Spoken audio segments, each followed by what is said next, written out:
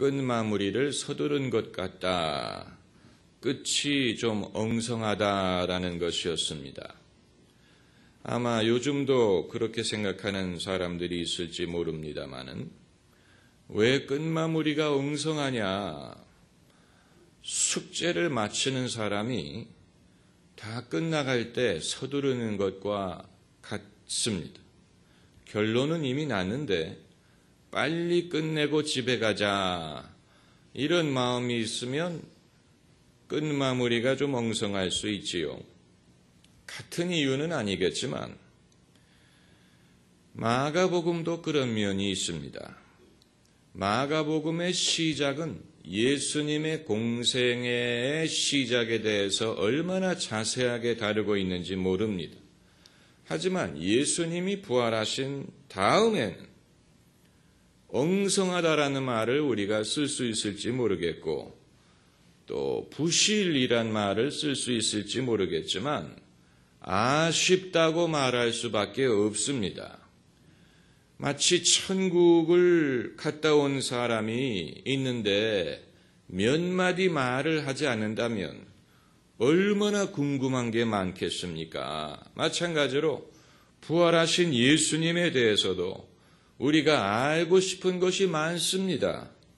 사람이 죽은 다음에는 무엇이 기다리고 내 쇠는 어떻게 생겼고 부활하신 예수님의 몸은 어떻게 생겼고 예수님은 부활하신 후에 어디에 거하셨고 무엇을 하셨고 뭐라고 말씀하셨고 몇 명이나 예수님을 만나보았고 이런 식으로 부활하신 예수님에 대해서 궁금한 것이 많이 있는데 4개의 복음서와 사도행전과 그리고 바울 서신을 다 종합해봐도 예수님이 부활하신 후부터 승천하실 때까지의 기록은 그렇게 많지 않습니다. 예수님이 며칠 동안 이 땅에 계셨는가 하는 것은 사도행전이 없었으면 모를 뻔했습니다. 사도행전만이 예수께서 40일 동안 이 땅에 계셨다라고 말을 하고 있습니다. 그리고 부활하신 예수님을 만나뵌 사람이 몇 명이었는지도 고린도 전서가 없었으면 모를 뻔했습니다. 고린도 전서 15장에 게바에게 보이셨다. 그건 베드로를 말하는 것이고 12제자에게와 후에 500명의 형제에게 일시에 보이셨다. 이렇게 기록을 하고 있습니다. 요한복음은 예수님이 부활하신 다음에 제자들과 나눈 대화를 깊이 기록을 하고 있지만 정작 예수님의 승천에 대해서는 요한은 언급하지 않았습니다. 예수님의 승천에 대한 자세한 언급은 사도행전에만 나옵니다. 마가복음, 누가복음에는 그냥 올리우시니라 이렇게만 돼 있고 사도행전에 저희가 보는 데서 올리워 가시니 구름이 저를 가리워 보이지 않게 하더라. 흰옷 입은 2 사람이 저희 곁에 서서 갈릴리 사람들아 너희가 왜 예수 그리스도를 쳐다보느냐 이런 식으로 너희 앞에서 올라가신 예수께서는 너희가 올라가신 대로 다시 오시리라. 이런 말씀이 사도행전 1장에 기록이 되어 있습니다. 그런데 오늘 본문만을 가지고 볼 때는 예수님이 부활하신 다음에 단 3번 나타나셨다고 말하고 있습니다. 단 3번. 첫 번째는 막달라 마리아에게 나타나셨고 2번째는 2 제자에게 나타나셨습니다. 이건 아마 엠마오로 가는 도상에서 나타나신 것을 말하는 것입니다. 그리고 3번째는 11제자가 음식 먹을 때에 나타나셨다고 했습니다. 단 3번. 그리고 하신 말씀도 많지 않습니다. 14절에 저희의 믿음 없는 것과 마음이 완악한 것을 꾸짖으셨다 그랬고 15절에 너희는 온 천하에 다니며 만민에게 복음을 전파하라. 이 말씀을 하셨고 17절에 믿는 자들에게는 이런 표적이 따르리니 이 세 구절의 말씀만을 하셨을 뿐입니다. 예수님 승천하셨을 예수님 이 부활하신 다음에 승천하셨을 때의 기록이 마가복음 16장 9절에서 20절까지 모두 12절 뿐입니다. 12절. 마가복음이 모두 16장으로 되어 있는데 그 중에 부활 이후의 기록이 12절 뿐이라면 그건 굉장히 짧은 것입니다. 왜 그랬을까? 왜 그랬을까? 여러분은 궁금하시지 않습니까? 그런데 물어봤자 소용이 없습니다. 있는 대로 받아들여야 되고 주는 대로 받아야 됩니다. 좀 더 깊고 상세하게 기록을 해 주었으면 좋았을 것이지만 그러나 복음서의 기록이 이처럼 짧은 데에는 우리에게 몇 가지 시사하는 바가 있습니다. 첫째는 하도 신기해서 제자들도 미처 다 이해하지 못했다라는 것입니다. 하도 신기해서. 여러분 죽은 사람이 돌아온 것을 몇 번이나 보셨습니까? 그냥 잠시 죽었다가 소생하는 게 아닌 예수님처럼 부활하신 사람을 여러분 몇 명이나 만나보셨습니까? 제자들이 유일합니다. 죽음을 이긴 사람을 만나본 경험은 제자들이 유일합니다. 그렇기 때문에 그들이 예수님의 부활을 믿었지만 신기하다는 것은 부인할 수가 없습니다. 열린 입이 닫히지가 않아요. 하도 놀라워서 입이 떡 벌어집니다. 며칠이 지나도 닫히지가 않습니다. 마음으로는 납득이 되는데 머리로는 납득이 되지 않습니다. 예수님에게 뭐라고 말을 해야 될지도 모르겠습니다. 언제가 돼서 비로소 초대교인들이 몸의 부활에 대해서 좀 더 이해를 하게 됐느냐. 바울이 고린도전서 15장을 쓸 때쯤 돼서야 사람들이 몸의 부활에 대하여 어느 정도 알게 되었습니다. 우리 한번 찾아봅시다. 고린도전서 15장 36절.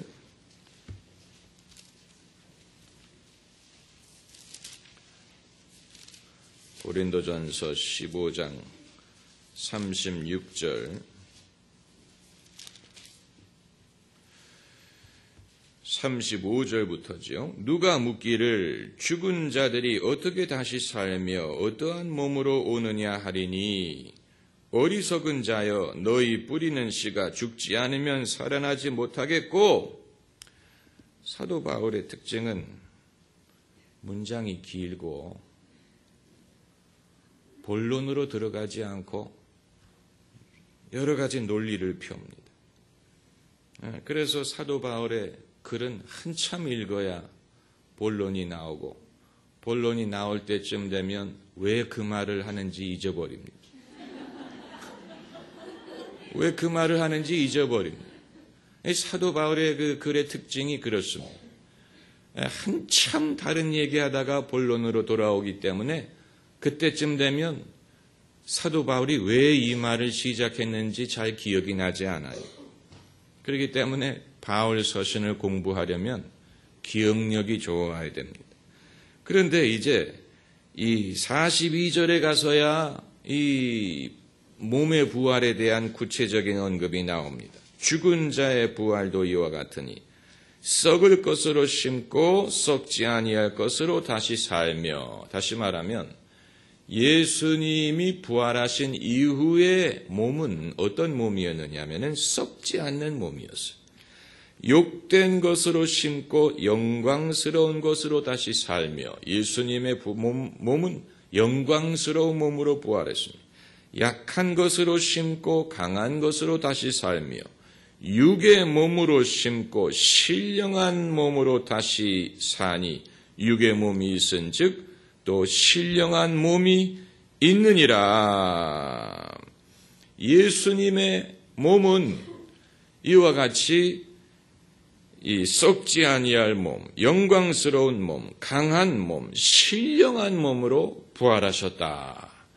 이건 사도 바울이 고린도 전서를 쓸 때쯤에서 비로소 이해하게 된 것입니다마는 오늘 본문으로 돌아가면 예수님이 막 부활하셨을 그 당시에는 제자들이 예수님이 부활하신 것은 믿었지만 몸의 부활이라는 것은 이들이 아직 이해를 하지 못했기 때문에 그 당시의 상황을 그대로 캡처한 것입니다.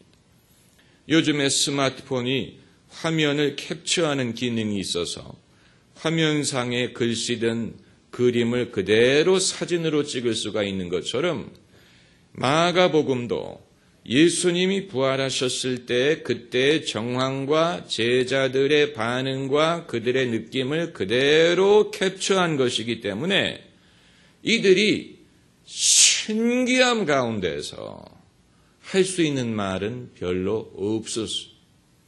그들이 이 놀란 그 모습을 그대로 여기에 담은 것입니다. 그렇기 때문에 부연 설명이 없는 것입니다. 이건 이거고 저건 저거다. 이건 이래서 이렇고 저건 저래서 저렇다. 이런 설명이 없습니다. 왜냐하면 제자들에게는 그런 설명을 할 능력이 없었어요. 예수님의 부활을 경험은 했지만 그걸 설명할 수가 없었어요. 뭐라고 설명합니까? 인간의 언어의 한계와 이해의 한계가 여기에 나타나는 것입니다. 만일 여기에 대해서 말이 길면 길수록 그것은 조작된 것입니다. 여기에 대해서 말이 짧은 것이 정상입니다. 그것이 올바른 반응이고 그것이 정확한 것입니다. 말이 길어질수록 그것은 사람의 생각과 사람의 조작일 수밖에 없는 것입니다. 만일 달에 처음 가본 사람이 있다고 했을 때 달에 처음 가서 무슨 말을 하겠습니까? 별로 할 말이 없지요. 암스트롱은 미리 준비한 말을 했을 뿐입니다. 나에게는 작은 한 발걸음이지만 인류에게는 큰 도약이다. 그건 미리 지구에서 준비해서 간 말이고 사실 달에 처음 도착한 사람은 할 말이 없습니다. 신기함 자체이기 때문에 이 예수님의 이 부활도 마찬가지입니다. 그렇기 때문에 마가복음의 기록이 이와 같이 짧다는 것은 첫째는 하도 신기해서 제자들도 미처 이해하지 못했다는 것을 보여주는 것이고 두 번째는 그와 비슷한 것인데 부활하신 예수님의 신비함을 보여주는 것입니다. 예수께서 이 땅에 거하실 때는 보이지 않았던 신비한 면모가 부활하신 다음에 나타났어요. 예수님은 더 이상 우리와 같은 사람이 아니었습니다. 신적인 면이 부각됐습니다. 그래서 부활하신 다음에 제자들과 같이 떡을 떼실 때도 있었지만 그러나 그렇다고 제자들과 같이 주무시고 같이 거하고 그렇게 한 건 아니었어요. 호련히 나타나셨다가 호련히 사라지셨다가 그랬습니다. 이 요한복음 20장 26절을 찾아보시면은 그러한 신비한 면모를 캡처했는데 요한복음 20장 26절에 여드레를 지나서 제자들이 다시 집안에 있을 때에 도마도 함께 있고 문들이 닫혔는데 예수께서 오사 가운데 서서 가라사대 너희에게 평강이 있을지어다. 그냥 읽으면 무슨 말인지 모릅니다. 문들이 닫혔다 그랬어요. 문들이 닫혀 있는데 예수께서 문을 열고 들어오신 게 아니에요. 예수님이 문을 두드렸어서 누가 문을 열어드린 게 아니고 문들이 닫혀 있는데 예수님이 갑자기 그 가운데 나타나셨어요. 호련히. 이것이 부활하신 이후에 예수님의 아주 신비한 면입니다. 더 이상 사람이라고 부를 수 없는, 그렇다고 무슨 유령은 아니고 그렇다고 우리와 같은 사람이 아닌 신비한 존재였습니다. 그렇기 때문에 성경 저자들은 인간의 언어로 더 이상 설명을 할 수가 없었습니다. 설명을 하지 않는 게 당연한 것입니다. 설명을 안 하는 게 당연한 것입니다. 그리고 이제 세 번째로는 부활하신 예수님을 통하여 제자들은 영원한 세계를 맛볼 수가 있었습니다. 영원한 세계. 인간이 이 세상에서 경험할 수 없는 이 죽음을 통과한, 죽음을 초월한 영원한 세계를, 왜냐하면 예수님이 죽음에서 건너오셨기 때문에, 죽음을 이기시고 죽음에서 건너오셨기 때문에 예수 그리스도를 통하여 영원한 세계를 지금 경험하고 있는 것입니다. 그러나 경험은 하지만 그것을 이해하느냐, 그건 아닙니다. 사람이 경험하는 것과 이해하는 것은 다릅니다. 많은 사람들이 하나님을 경험하지만 하나님을 이해하지는 못합니다. 그렇기 때문에 마음과 머리가 서로 따로 놉니다. 마음으로는 하나님을 믿지만 머리는 완전히 다른 생각을 합니다. 인간적인 계산을 하고 인간적인 염려를 하고 세상의 생각을 쫓아갑니다. 마음으로는 하나님을 경험하고 하나님을 느끼지만 사람의 머리는 완전히 따로 놉니다. 그렇기 때문에 하나님을 경험하는 사람이라도 하나님을 다 이해하지 못합니다. 사람의 생각이 변해야 되는 이유가 바로 거기에 있습니다. 마음을 새롭게 함으로 변화를 받는다는 것은 우리의 마음으로는 이미 천국을 경험하고 하나님의 사랑을 알지만, 그러나 사람의 생각이 아직 변화돼야 될 부분이 있기 때문에 생각은 여전히 세상적이고 인간적이고 이기적이고 물질적이고 내일 일을 염려하고 무엇을 먹을까 마실까를 염려할 수밖에 없습니다. 그러면서도 본인은 나는 합리적이기 때문에 그렇다 이렇게 생각을 하는데, 이 사람이 그러므로 이 마음으로 믿어 의에 이르고 입으로 시인을 해야 된다는 것이 바로 그 필요가 거기에 있는 것입니다. 입으로라도 시인을 해야 의식적으로 자기가 마음에 믿는 것을 자기의 언어와 생각과 사고와 구체적인 사고방식에 영향을 줄 수가 있기 때문입니다. 이것은 여러분이 경험하시지 않으면 무슨 말인지 못 알아듣습니다. 사람이 사랑을 머리로 깨닫는 게 아니고 마음으로 느낍니다. 마음으로 느낍니다. 그러므로 사랑은 설득할 필요가 없습니다. 사랑을 받으면 사랑을 느낍니다. 사랑을 느끼지 못한다는 말은 사랑이 없다는 얘기입니다. 그러나 사랑을 증명할 수는 없습니다.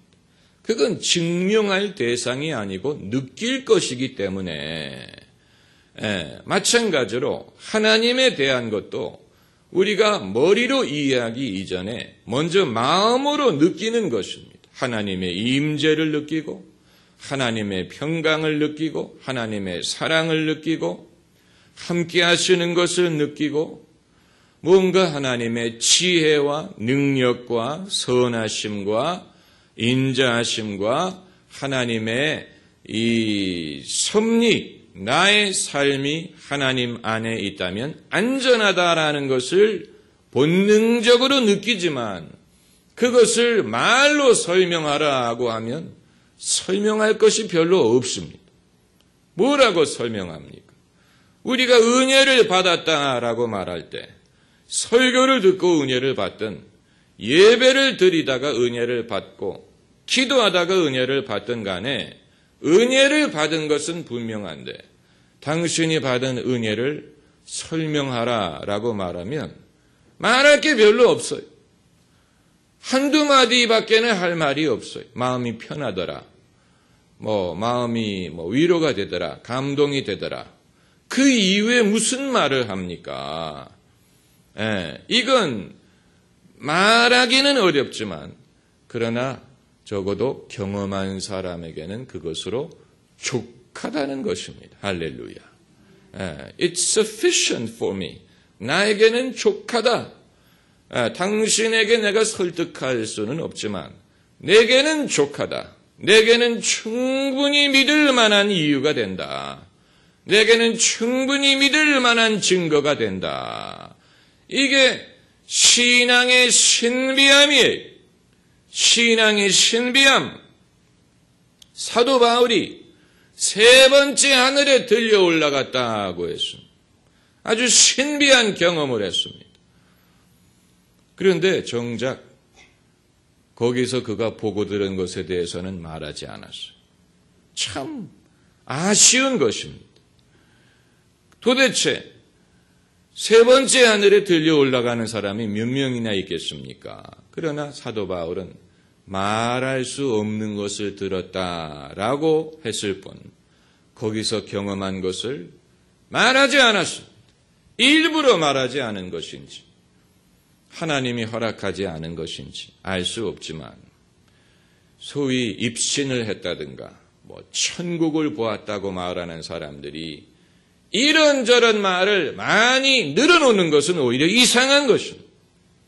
이상한 것입니다. 책을 쓰고 내가 본 천국에 대해서 간증을 하고 이상한 것입니다. 왜냐하면 모세도 하나님을 봤는데 모세는 하나님이 이스라엘 백성에게 뭐라고 말씀하셨는가를 기록했을 뿐 자기가 본 하나님에 대해서는 별로 말하지 않았어요. 그건 신비로 놔두었습니다. 사도 바울도 마찬가지. 사도 바울도 부활하신 예수님이 그에게 나타나시는 것을 경험했지만 예수님 자신에 대해서는 별로 말하지 않았어요. 오히려 눈이 멀었다 그랬죠. 눈이 멀어서 이후에 아나니아가 기도해 줄 때까지는 앞을 보지 못했다라고 했는데 이게 우리에게 시사하는 바가 있습니다. 하나님을 경험하는 것은 우리의 육신의 눈을 멀게 해서 그 경험을 마음에 간직하게 할지언정 그것을 남에게까지 떠벌리게 하는 것은 아니라는 사실. 떠벌리려는 사람은 수상한 것입니다. 자기의 신앙적인 경험을 가지고 떠벌리는 것은 그건 과장과 거짓일 가능성이 많습니다. 여러분 그런 것을 호기심을 가지고 듣기 위하여 쫓아다니지 마세요. 정말로 하나님을 경험한 사람은 말이 별로 없고 하나님은 그런 것을 사람들이 떠벌리는 것을 원치 않습니다.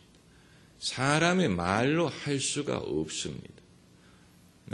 그렇기 때문에 이 제자들이 부활하신 예수님을 통하여 영원의 세계를 경험을 했는데 이것은 우리가 이후에 천국 갔을 때는 다 납득하고 알게 될 것이지만 그때까지는 그냥 to be announced, 나중에 말합시다. 이렇게 덮어놓는 면이 충분히 있을 수 있다고 보는 것입니다.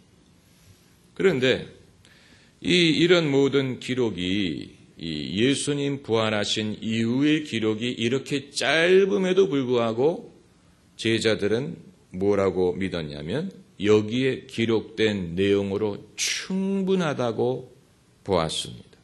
무엇에 충분하다는 얘기냐? 첫째는 예수님의 부활을 믿기에 충분하고 둘째는 우리의 사명이 무엇인지를 알기에 충분함. 제가 지난주에 말씀드렸죠. 주님은 늘 바람과 같이 움직이시기 때문에 사람은 과거에 집착하려고 하고 지금의 경험에 집착하려고 하지만 하나님은 늘 그 다음의 일을 예비하신다. 그래서 예수님이 부활하신 후에 제자들에게 한 번도 당신이 얼마나 고생을 하셨고 힘드셨고 얼마나 고통스러웠고 이런 말씀이 일절 없으셨고 제자들이 거기에 대해서 예수님을 위로하거나 예수님을 어떻게 회포를 나눌 그럴 여유조차 두지 않으시고 예수님은 새롭게 이루어지는 이 일에 대해서 제자들에게 말씀하셨어요.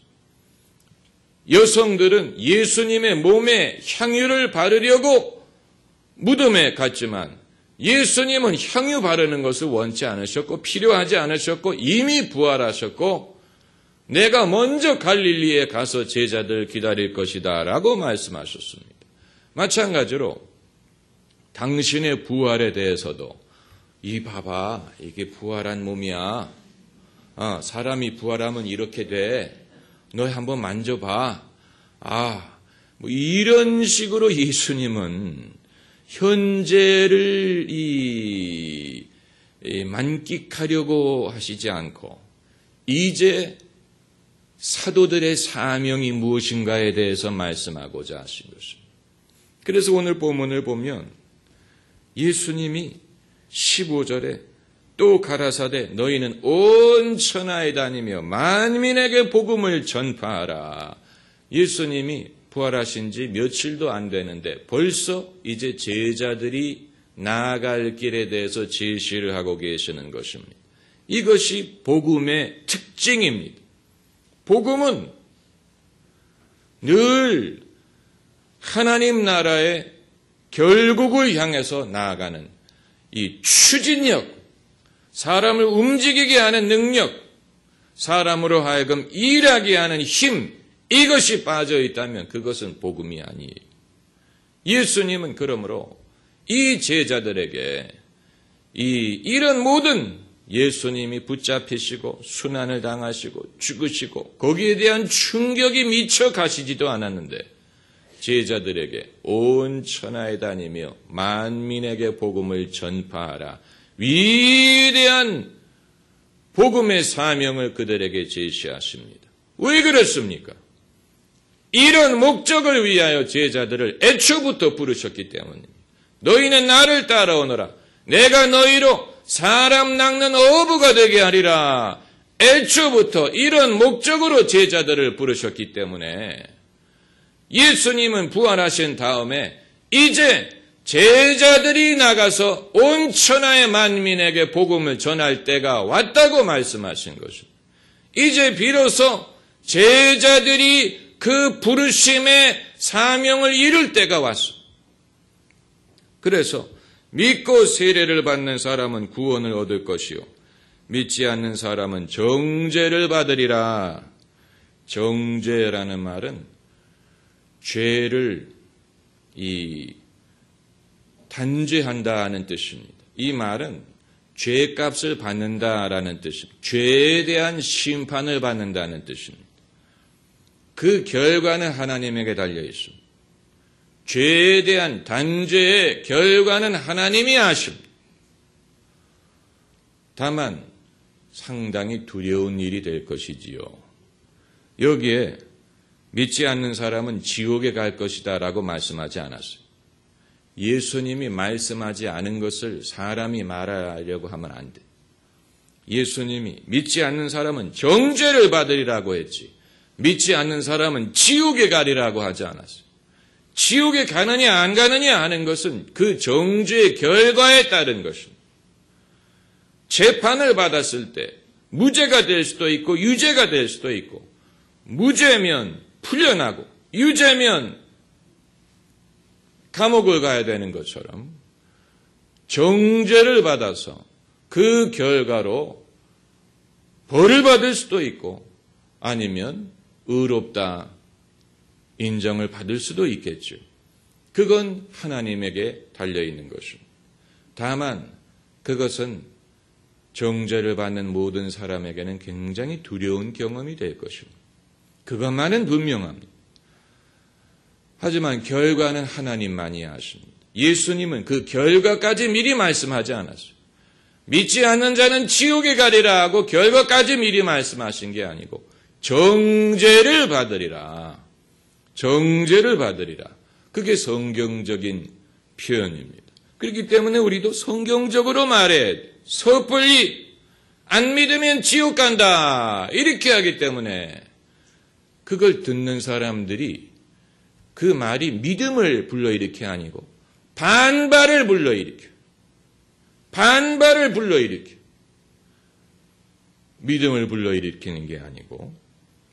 그리고 이제 17절에 이 마가복음에만 있는 말씀입니다. 믿는 자들에게는 이런 표적이 따르리니. 한번 따라. 이런 표적이 따르리니. 예, 믿는 자가 표적을 따르는 게 아닙니다. 표적이 믿는 사람을 따릅니다. 사람들이 실수할 때가 언제냐면 표적을 따라갈 때. 표적을 따라요.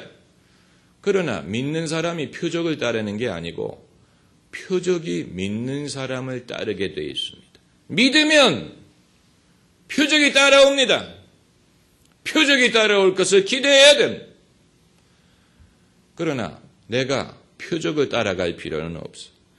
믿는 자들에게는 이런 표적이 따르리니 곧 저희가 내 이름으로 귀신을 쫓아내며 새 방언을 말하며 뱀을 찝으며 무슨 독을 마실지라도 해를 받지 아니하며 병든 사람에게 손을 얹은즉 나으리라 하시더라. 주 예수께서 말씀을 마치신 후에 하늘로 올리우사 하나님 우편에 앉으시니라. 제자들이 나가 두루 전파할세 주께서 함께 역사하사. 한번 따라해보세요. 함께 역사하사. 예, 함께 역사하시는 것이지 사람만이 역사하는 것도 아니고 주님만이 역사하는 것도 아닙니다. 제자들이 나아가 두루 전파할세 주께서 함께 역사하시는 것입니다. 함께 역사하사 그 따르는 표적으로 말씀을 확실히 증거하시니라. 그러므로 이 예수님의 부활을 본 것만큼 파워풀한 증거는 무엇이냐? 이후에 믿는 자들에게 나타날 표적과 말씀. 예수님의 부활을 목격한 것만큼 파워풀한 증거는 오늘 본문에 기록된 것처럼 이후에 믿는 사람들을 통해서 나타나는 이러한 표적, 주님이 약속하신 표적이 말씀대로 나타나는 것을 통하여 이후에 사람들은 두고두고 예수님이 정말로 옳다, 예수님이 정말로 부활하셨다, 예수님은 정말로 진리다라는 것을 확증할 수가 있었던 것입니다. 할렐루야. 기도하십시다.